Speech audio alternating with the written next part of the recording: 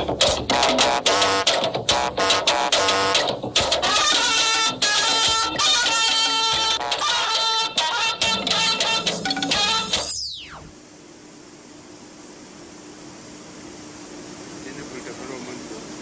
these countries and ensure their prosperity.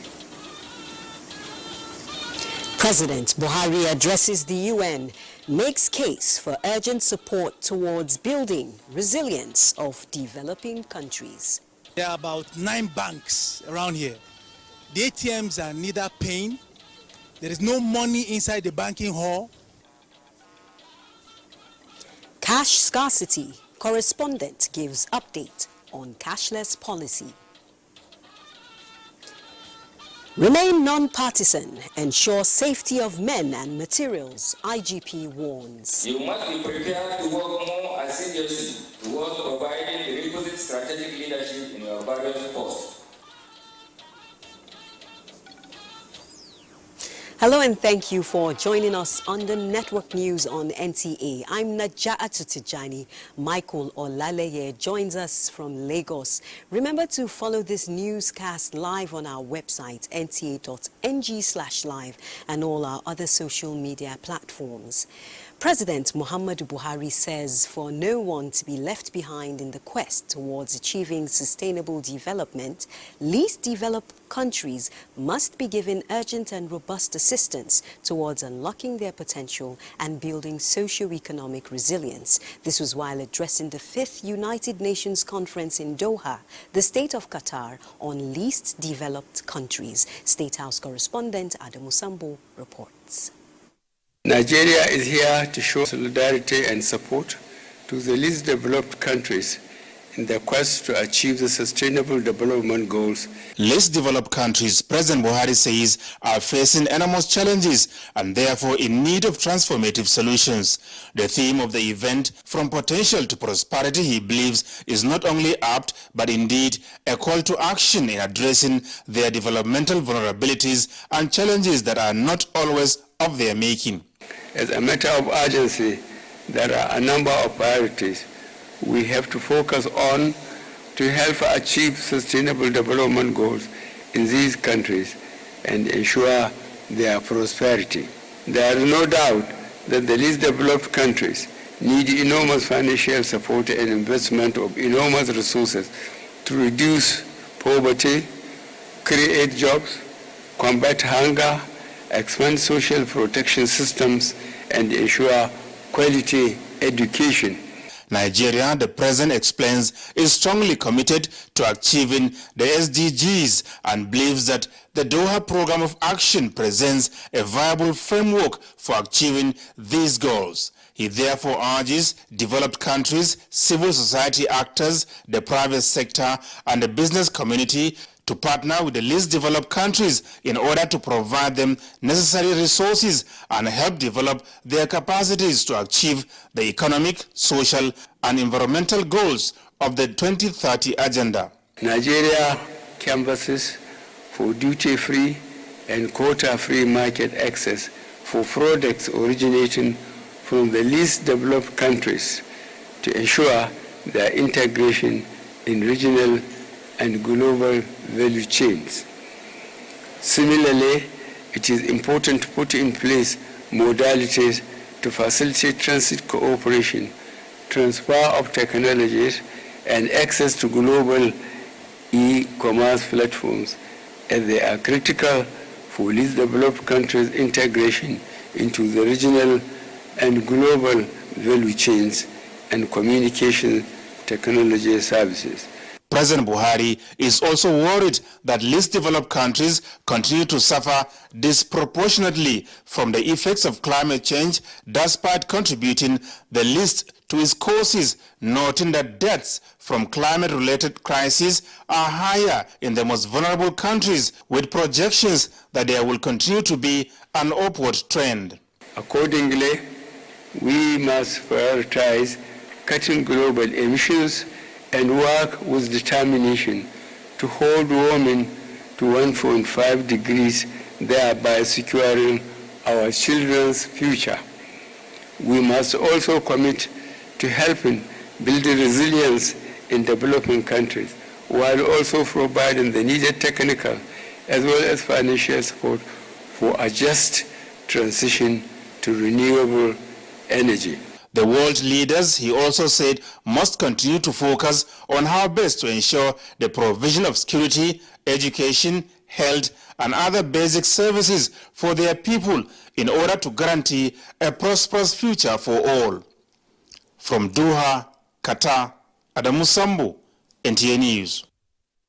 Meanwhile, Iran is seeking effective collaboration with Nigeria towards deepening and expanding relations in oil and gas, agriculture and other critical sectors for the enhanced socio-economic well-being of both countries. This came to light when President Muhammadu Buhari granted audience to the Iranian Vice President Mohsin Mansouri in Doha, Qatar, on the margins of the UN conference on the least developed countries. Again, State House correspondent Adamu Sambu reports. The Islamic Republic of Iran is now under severe economic sanctions imposed on the country by the West over nuclear and other issues of concern. The Iranian Vice President Mohsin Mansouri is here to solicit for Nigeria's understanding and support towards maintaining channels of communication and cooperation to enable his country break out of the isolation it finds itself in. You know, Nigeria is a non-aligned country.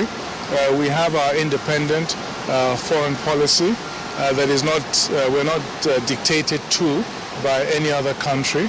And I think Iran understands that and understands that as a big country that is not dependent on any other country and not easily influenced by other countries, that Nigeria is a country that you know, they can aspire to have closer relations with, especially trading relations, economic relations, and you know, and also in other areas. They really want to expand these relations into all sectors. President Buhari and the Iranian Vice President also devoted time to talk about the challenges of multilateralism and the need for it to be strengthened in the world for the benefit of all. Iran and Nigeria both have an important role to play as big countries with rich human resources and you know, and the wealth they have from natural resources. How they can also push for multilateralism to be the order of the day and avoid, you know, a unipolar world. They talked about setting up a joint commission between the two countries to be at the highest level possible as the way forward. As leaders in the two different regions, that it was important for these two countries to take the lead. President Buhari briefed his guest on the just concluded presidential election in Nigeria, saying the newly elected president will be taking over in May this year, and expressed the hope that the strong relations between the two countries built over the years will continue to endure. From Doha, State of Qatar, Adamu Sambu, NTA News. Back home in Nigeria, the Ministry of Communications and Digital Economy is repositioning its workforce for effective management and leadership in this fourth industrial revolution driven by ICT. And ICT boss, Professor Isa Ali Pantami, is engaging Galaxy Backbone staff in this regard. Chimdima Undubisi has all the details. The core mandates of the Galaxy Backbone are to provide shared ICT infrastructure applications, build nationwide broadband network, host government data, and deploy applications across government institutions. The agency's activities are viewed as vital in Nigeria's cyberspace. The organization says by blocking cyber attacks during Federal Executive Council virtual meetings and the just concluded election, billions of naira have been saved for the federal government. As at December 2022, to remedy a cyber attack costs $18,000. We are gathered to be able to see how we can channel into the future. We can be able to move together and achieve the mandate that is put on our shoulders. The Minister of Communications and Digital Economy, however, wants improved performance, especially in optimal service delivery. Training is key when it comes to improving our performance. My major observations with regards to Galaxy number 1 is the issue of customer centricity, customer satisfaction, thinking out of the box on how to identify new areas for government revenue generation. The goal is to position Nigeria as the ICT hub in Africa and the world in the long run. In Abuja, Chimduma Ndubisi, NTA News. The president-elect Bola Tinubu has condemned attacks over the weekend in Maru local government area of Zamfara state and Megari town of Rimingado local government area in Kano by bandits and unknown assailants. A divisional police officer, a police inspector and a member of the vigilante were reportedly killed in the attack in Zamfara, while in the Kano attack, unknown gunmen broke into the residence of a village head and shot him dead. In a statement by the Tinubu Media Office, the attack on Maru town after a period of relative peace in Zamfara is a reminder that more needs to be done to completely defeat bandits and terrorists. Tinubu also calls for investigation into the murder of the district head of Megari in Kano, who was the father of Rimingado local government chairman Munir Dahiru Megari.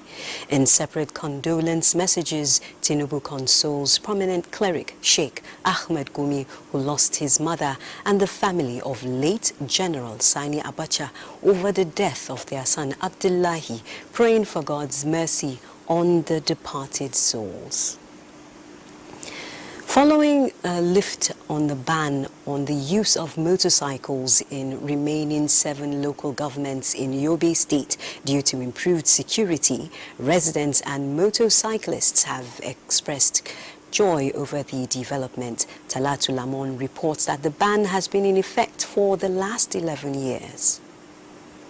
Over 10 years, Yobe State government banned the use of motorcycles in the state due to security challenges that bedeviled the northeast region.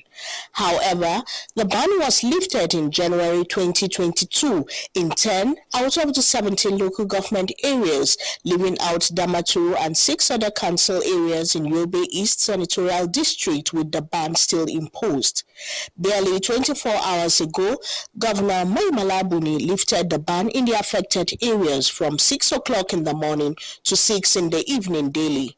These developments, however, came with some conditions, among which allows motorcycle owners to operate them in their respective areas and not to be used for commercial purposes. Reacting to the directive, residents commended the state government's overlifting of the ban, noting that it will greatly assist them in conducting their daily affairs with ease. Abin zai taimaka wajen harkar noma, mutane za su iya zuwa gona, mashin wannan zai iya taimakawa wajen tafiye-tafiye da sauransu. So we thank him very much, we appreciate him, and we are supporting him. All our youth are with him. While appreciating the state government in the developmental policies and programs, the residents prayed for peace and tranquility as the country prepares for the governorship and State's House of Assembly elections. In Damaturu, Talatu Lamon, NTA News. It's time for some messages. Do stay tuned for more news in a moment.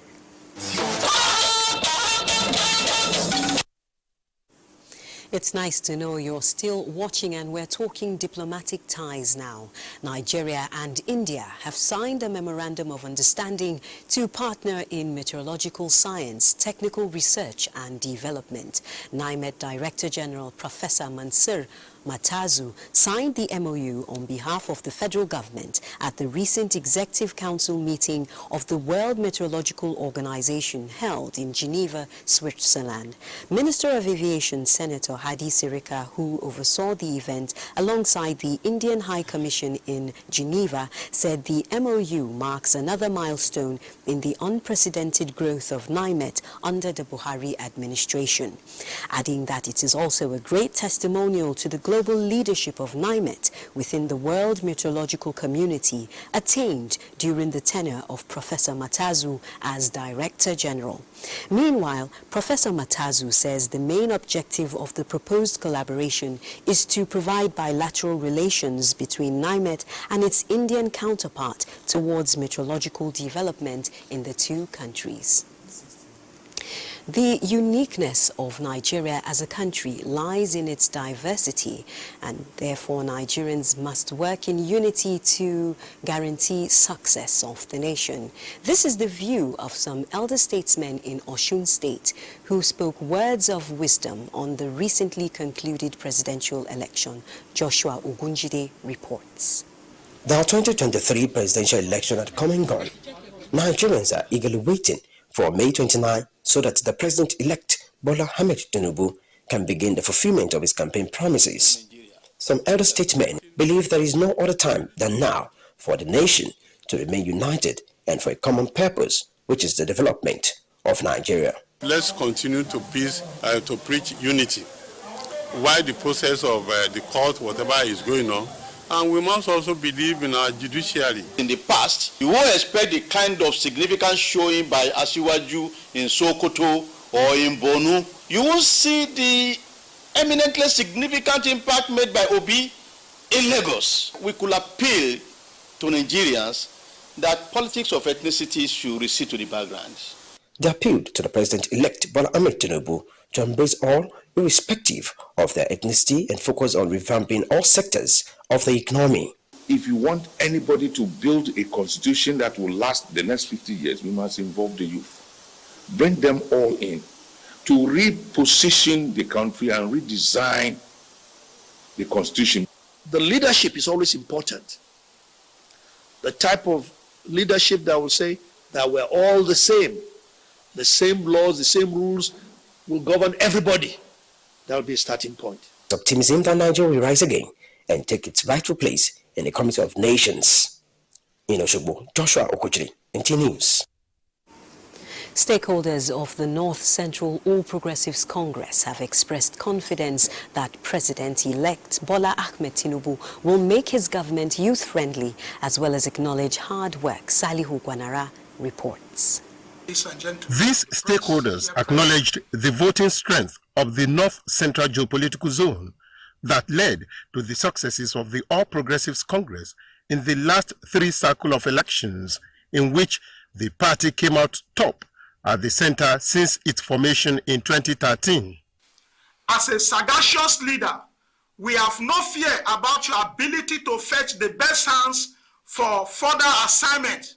We also lend our voice to the call on the opposition to accept, as Asiwaju Bola Ahmed Tinubu extend a hand of fellowship to them in the interest of peace and our shared interest for the development of Nigeria. Meanwhile, Ibo Kwenu for Tinubu and Shetima has appealed to Nigerians to join hands and work with the president-elect Bola Ahmed Tinubu in the task of sustaining the gains and rebuilding the country. Even with statistics, none of these two parties have got the moral standard, the statistics standard to do what we've been able to achieve.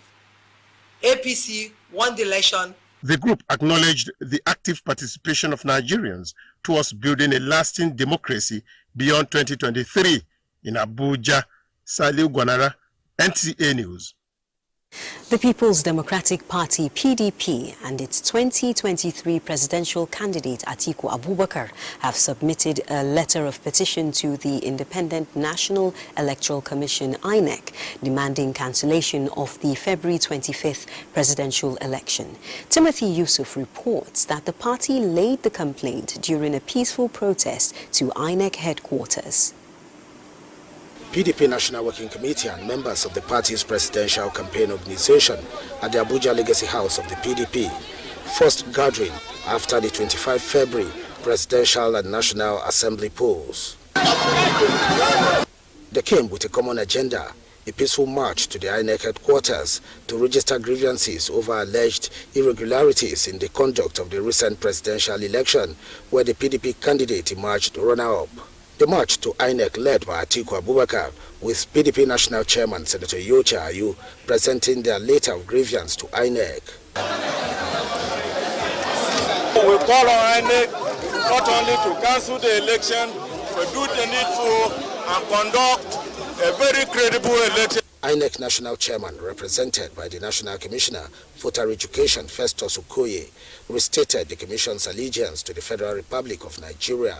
If there are remedial issues to be dealt with, we are going to deal with those remedial issues. Away from the INEC headquarters, a group under the banner of Votes Must Count International Initiatives enjoined INEC to reawaken citizens' confidence going forward.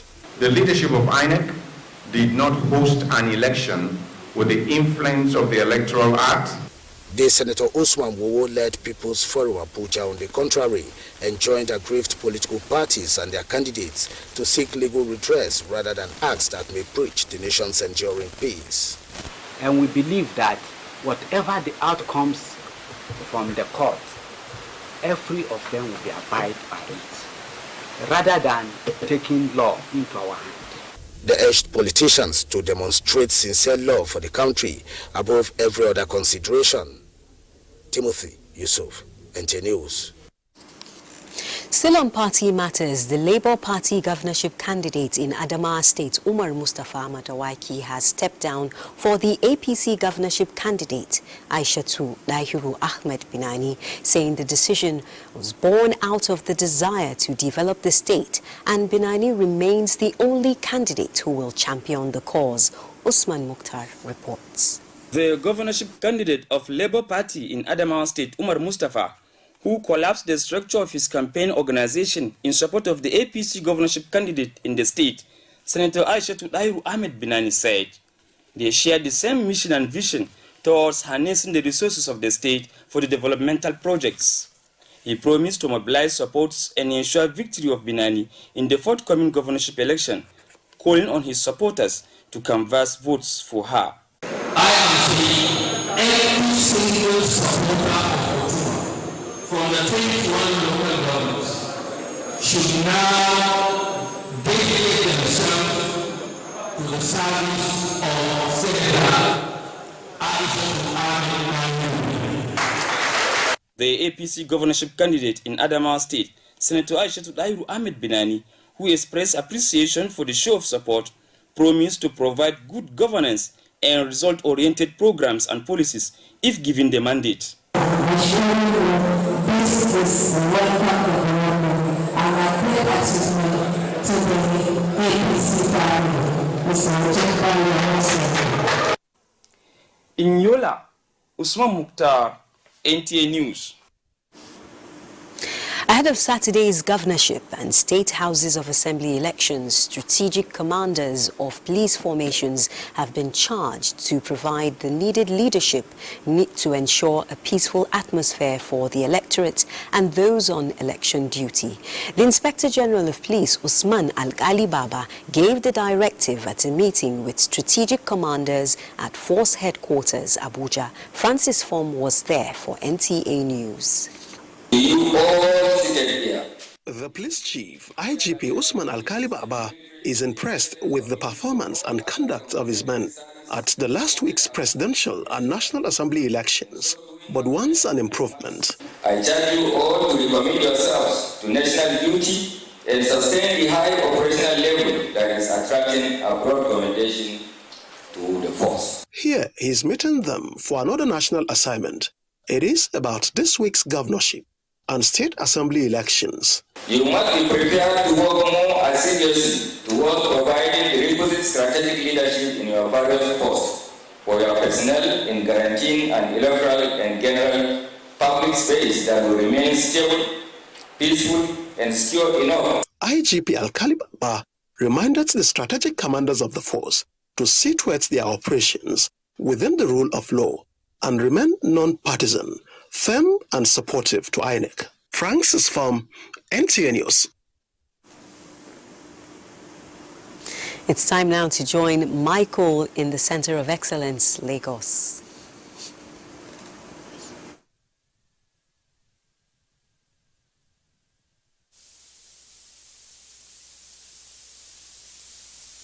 Naira notes as legal tender in Nigeria till December 31, 2023. Residents of Lagos State are still unwilling to accept or give them in cash transactions. Alidanos went around town to ascertain the level of compliance with the directive and filed those reports. Announcements by the Supreme Court last Friday directing Nigerians to keep using the old Naira notes till December 2023 came as a big relief to Lagosians. In my quest to ascertain the level of awareness and compliance with the directive, I observed that Lagosians are well aware of the directive but with zero compliance. I want to buy something from my school, my baby school this morning. They didn't collect it from my hand. I go bank on Friday, they don't give us anything. They say make you come on Monday. You go on Monday, they go say make you come on Tuesday. If they release new old money to us, we are going to collect. I'll collect. I'm particular. I'll collect. This POS operator, petty traders, commercial bus drivers and conductors insist that it is the new notes or nothing. My respondents attribute their stance on a number of issues. If you collect, go give another person or you go bank, you no collect. So what be that? You don't lose your own money while you collect it. Number one man, that's Buhari. He never collect, he never tell us to collect that money. So if he talk now, we will collect it.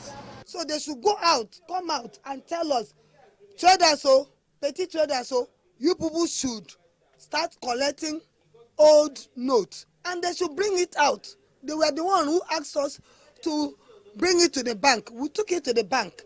Passengers, conductors and drivers, they all here in Lagos State. They all say the same thing. That until they hear from the president or the civilian governor, they will never go back to accepting the old notes in Lagos. Daniels, NTA News. The conversations are getting louder as the voices of women deepen on issues that address gender inequality, not just on the global stage, but also locally. The Bank of Industry is driving this conversation in Nigeria ahead of the March 8 International Women's Day to achieve equity for women across cultures, professions, and backgrounds. Lynn Neneke reports.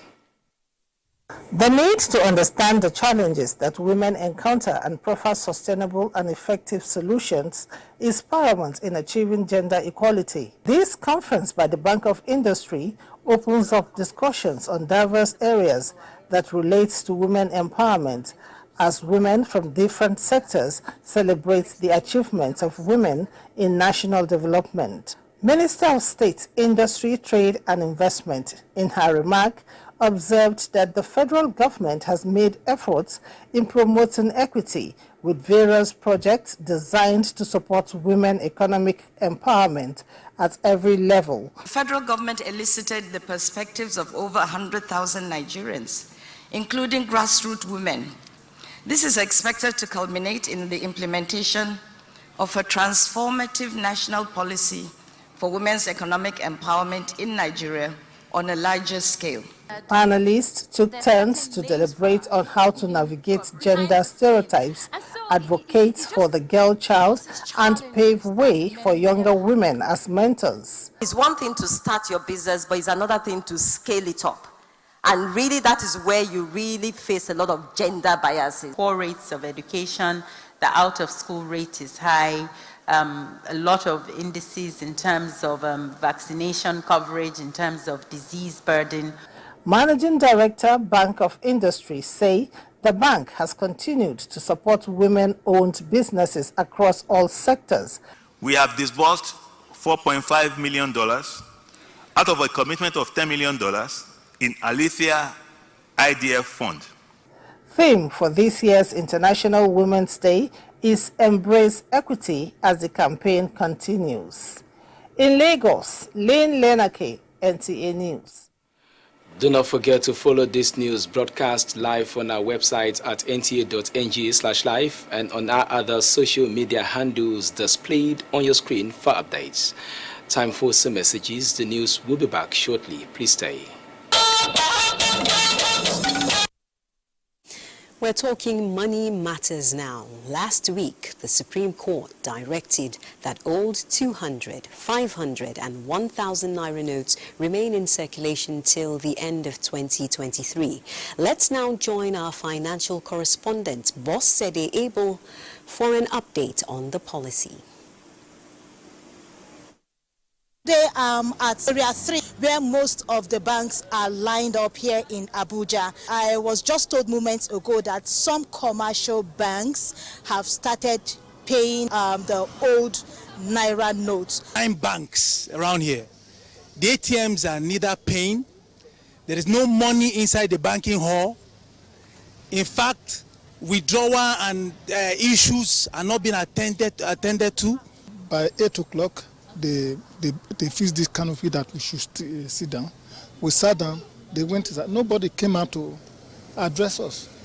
So we just decided to say, okay, let us wait till 4 o'clock. That's the situation in Abuja as Nigerians await the next step of action. And for more on the business circle, let's now join Musa Abubakar. Musa? Thank you. Let's begin with energy. Oil prices were steady on Monday as top oil executives debated supply tightness at an oil conference in Houston.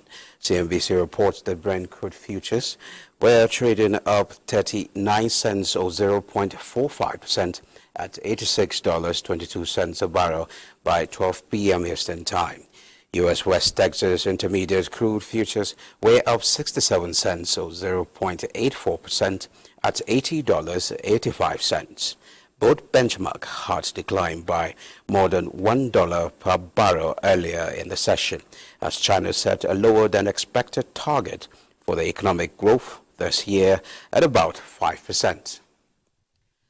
And to stocks, the stock market resumed this week positive, setting aside losses recorded on Friday as investors gained 41.60 billion naira. The all-share index advanced 0.14% at 55,605.57 basis point. 123.5 million securities worth 2.4 billion naira were traded in 4,076 deals as equity capitalization climbed to 30.2 trillion naira. Transcorp Guarantee Trust Company and UBA were the most active stocks at the end of the session. That's it. The news continues with Najatu. Thank you, Musa. Gombe State is steadily implementing the Nigerian COVID-19 Action Recovery and Economic Stimulus, tagged Go Cares, with more entrepreneurs in the state being granted more than 500 million naira to support their businesses. Emmanuel Akila reports. Gombe State government has been disbursing funds from the budgeted 8.5 billion naira to support 288,700 households, farmers and small-scale businesses recover from the economic recession occasioned by the COVID-19 pandemic. The beneficiaries of 500 million naira Go Cares Fund from different business groups and motorcycle riders who got 10 million naira and a pledge of 15,000 motorcycles assured of proper utilization of the grant to enhance economic development of Gombe State and Nigeria at large. For the business community, besides the financial grant, the government ensures security of lives and property. Governor Muhammad Ino Yahaya assures of sustainable support to businesses to improve the quality of life of the people of Gombe State. So far, 3.4 billion naira is given to 147,666 people as grants from the fund earmarked for Go Cares. In Gombe, Emmanuel Akila, NTA News. The effects of climate change are being felt globally through increasing severe and extreme weather conditions. In Nigeria, it is no different as Hakimat Aliu seeks health tips amid the current realities with the weather. Experts have attributed the fluctuations of weather conditions to climate change, with many recently expressing concerns on the extreme heat. It appeared like we have this heat wave, like the walls normally absorb this heat during the day. And at night again it's hot. Like yesterday night, I felt the heat actually, and there was no light that I could put on my gen, so the weather was a little... As you can see, it's very hot, so most times we try to be indoors and stay hydrated as much as possible. A public health expert speaks on illnesses that result from the hot weather, such as heat stroke, kidney stone, amongst others. Can lead to easy dehydration as you lose fluid and salt from the body. Okay, and can make you get tired easily, can even make people faint. We call it heat fatigue, a syncope, and even heat stroke. He advises precaution to stay indoors as much as possible, and then take a lot of fluid and water constantly, probably twice the normal requirements. Probably you need up to 5 liters. Okay, by that you keep the hydration level normal. Contrary to the practice by many on having frequent bath with cold water during the heat, Dr. Dan says it is better to bathe with lukewarm water, ensuring your space is well ventilated, and wearing light clothing helps you to stay healthy while experiencing the heat waves. In Abuja, Hakimat Aliu, NTA News. There'll be more reports after this timeout. The prayer for the dead, the glorious Quran says, is a living seed which is highly recommended, and this injunction was demonstrated at the Fidel prayer for the late Abdul Hakim Ajibola Akombi, Director Special Duties, Court of Appeal, and son of late Justice Mustafa Akombi, for Allah to grant him eternal rest. Abdullahi Ajia reports that the prayer session in Ilorin attracted sympathizers from all walks of life, including Kwara State Governor Abdurrahman Abdurazak. At a time when family members, friends and colleagues of late Abdul Hakim Ajibola Akombi converged on his Abuja residence for the 3-day Fidal prayer, Islamic clerics in their preaching said all should take solace in the words of Allah, which emphasizes the inevitability of death upon all creatures of Allah at an appointed time, and should now establish more dua for the deceased. When a Muslim dies, nothing works for him again but 3 things. One of those 3 components is the prayer that you offer for that person. As acknowledged by many, late Abdul Hakim was compassionate and a good Muslim. Invocations and recitation of Quran 67 were offered for Allah's mercy upon his soul. He was patient with faults. Similarly, sympathizers including Kwara State Governor Abdurrahman Abdurazak were at the Justice Mustafa Akombi's residence in Ilorin for the Fidal, which simultaneously held with that of Abuja. This is a very difficult situation in the sense that we are shocked. He was a very straightforward and an easygoing person. Chief Imam of Ilorin, Sheikh Muhammad Bashir, prayed Allah to grant the deceased eternal mercy and urged the family to be more prayerful.